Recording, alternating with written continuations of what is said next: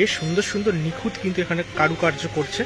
আর এই যে জিনিসগুলো আছে না, এগুলো কিন্তু একদম এই ওপরে কিন্তু বসানো হবে, যেটুকু জানতে পারলাম। এই যে জিনিসগুলো রাখা হচ্ছে, সামনে আঁকা হচ্ছে, পেন্টিং এর কাজ চলছে, এগুলো কিন্তু এইখানে তোমার বসানো হবে। আমরা হয়তো শুনতে পাই মিউজিক থেরাপি রোল করবে বা আদার্সরা মিউজিক থেরাপি এখানে ইন্ডিয়ায় তথা বাংলায় নিয়ে এসছে, ঠিক কথা। কিন্তু আমরা যদি ভালো করে দেখি তাহলে লক্ষ্য করবো যে বহু বছর আগে কিন্তু বাউলরা এই মিউজিক থেরাপি আমাদের দিয়ে গেছে অলরেডি আমাদের কাছে সেটা আছে। এই জায়গাটা কিন্তু মাতৃ প্রতিমা বসতে চলেছে নপাড়া দাদাভাইয়ের সঙ্গে। মাতৃ প্রতিমাটা কিন্তু অত্যন্ত অন্যরকম এবং কলকাতায় এমন কোনো কাজ এর আগে হয়নি, যেটা এইখানে আবারও তোমরা দেখতে পাবে।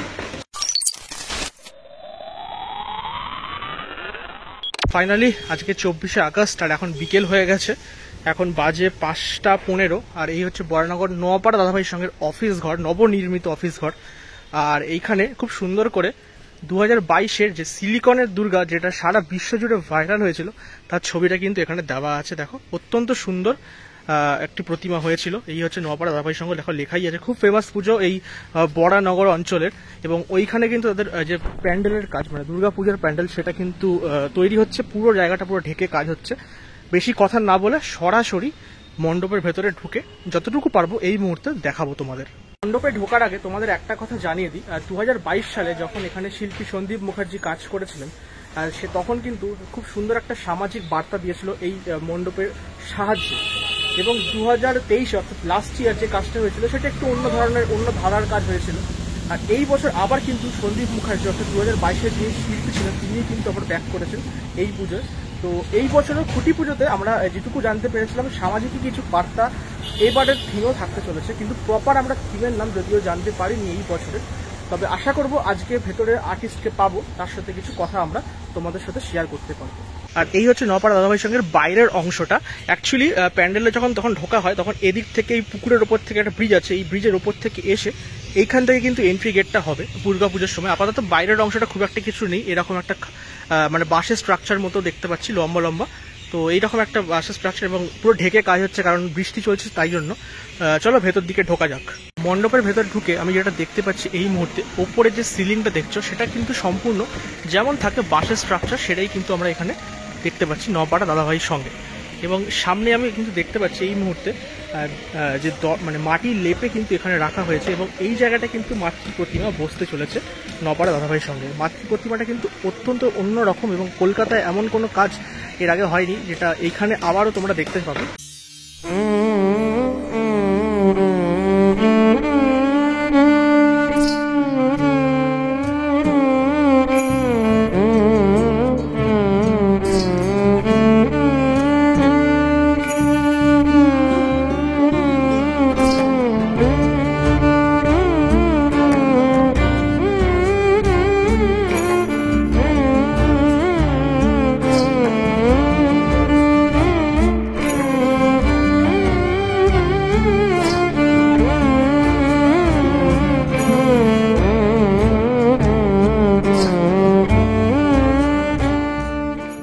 আর এই প্যান্ডেলে ঢুকে যেটা দেখতে পাচ্ছিলাম, মাটির বিভিন্ন রকম কাজকর্ম কিন্তু এখানে চলছে। ঠিক মণ্ডপের ভেতরে ঢুকেও আমি দেখতে পাচ্ছি বেশ কিছু মাটির আলপনা টাইপের হাতের কাজ কিন্তু চলছে। দেখো বেশ সুন্দর সুন্দর নিখুঁত কিন্তু এখানে কারুকার্য করছে। আর এই যে জিনিসগুলো আছে না, এগুলো কিন্তু একদম এই ওপরে কিন্তু বসানো হবে, যেটুকু জানতে পারলাম। এই যে জিনিসগুলো রাখা হচ্ছে, সামনে আঁকা হচ্ছে, পেন্টিং এর কাজ চলছে, এগুলো কিন্তু এইখানে তোমার বসানো হবে। অপূর্ব সুন্দর কিন্তু নিখুঁত করে দেখো এই কাজগুলো করা হচ্ছে। এর ওপর কোডিং হবে, বিভিন্ন রকম রঙের কোডিং হবে। বেশ ইন্টারেস্টিং। এখানে দেখতে পাচ্ছ সুন্দর করে কিন্তু হাতের এখানে কারুকার্য চলছে, এখানে দাদারা সব কাজ করছে এই মুহূর্তে। বেশ ইন্টারেস্টিং, এবং যেদিকেই তাকাচ্ছি সেদিকেই কিন্তু মাটির ছোঁয়া ডেফিনেটলি পাচ্ছি, তার সাথে এত সুন্দর হাতের কর্মকাণ্ড আমরা দেখতে পাচ্ছি।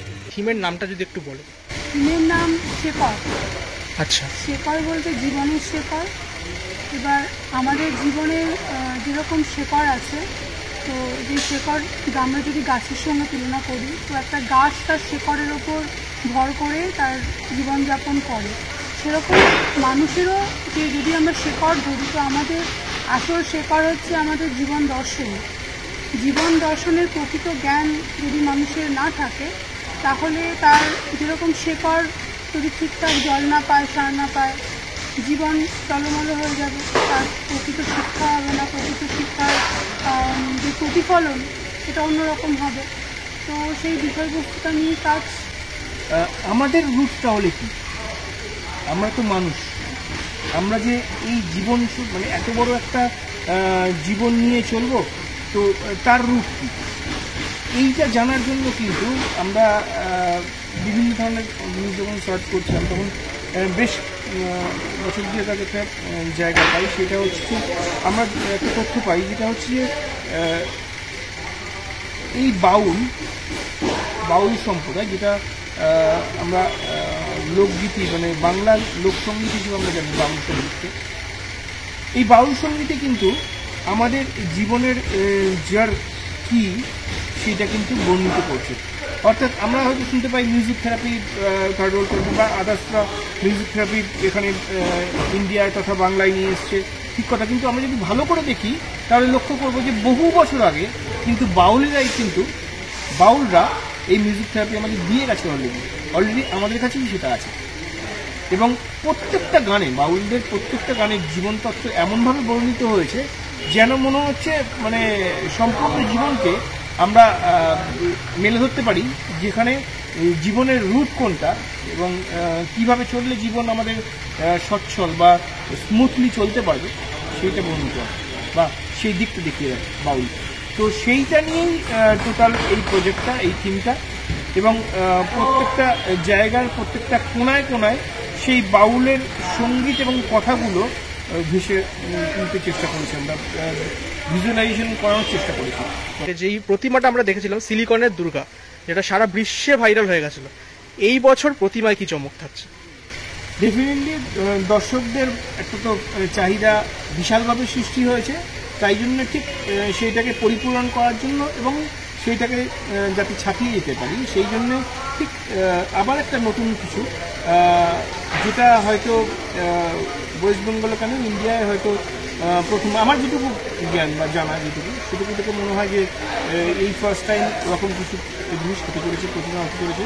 এবং এটাও বলতে পারি আমি বেশ দাবি রেখে ওই প্রতিমাটা একটাই হবে। তোমার দর্শকরা তো খুব ভালো এবং প্রচুর তোমার দর্শক আমি জানি, এবং সব দর্শকরাই খুব ভালোভাবে ফলো করে। তো সব দর্শকদের ক্ষেত্রে আপনাদের জানাই যে আপনারা তো বাক্সা এত সুন্দরভাবে আপনাদের প্রেজেন্ট করছে পুরো ব্যাপারটাকে, তাই জন্য ভাবছেন যে পুরোটাই পেয়ে যাচ্ছেন, কিন্তু না, ওর প্রেজেন্টেশনটাই এরকম। আপনারা আসুন, ক্যান্টিনে আসুন, এসে দেখুন, আরও ভালো লাগবে ডেফিনেটলি। আমি একটু বলবো, বর্তমান পরিস্থিতি যেখানে দাঁড়িয়েছে, মানুষের জীবন দর্শন যেখানে এসে দাঁড়িয়েছে, তো আমি সকলের কাছে অনুরোধ করব আমাদের কাজটা দেখতে আসুন।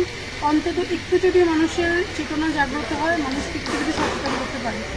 দেখতে পাচ্ছি প্রায় টোটাল অল ওভার যদি আমি গুণী মানুষ, তাহলে কিন্তু প্রায় 15 থেকে 16 জন কাজ করছেন পুরো মণ্ডপটা জুড়ে। এখানে আঁকার কাজ চলছে, ওইদিকে মাটি লেপার কাজ চলছে, হ্যাঁ বিভিন্ন রকমের কাজকর্ম কিন্তু চলছে এই মুহূর্তে। মণ্ডপের দুপাশে যে অংশটা আছে সেটা আমি এই মুহূর্তে দেখাতে পারছি না, আরও কিছুদিন যাক এক্সক্লুসিভলি আমি তোমাদের দেখাবো। তবে মোটামুটি এই রকমই মাটির কাজকর্ম কিন্তু চলছে, আমরা দেখতে পাচ্ছি।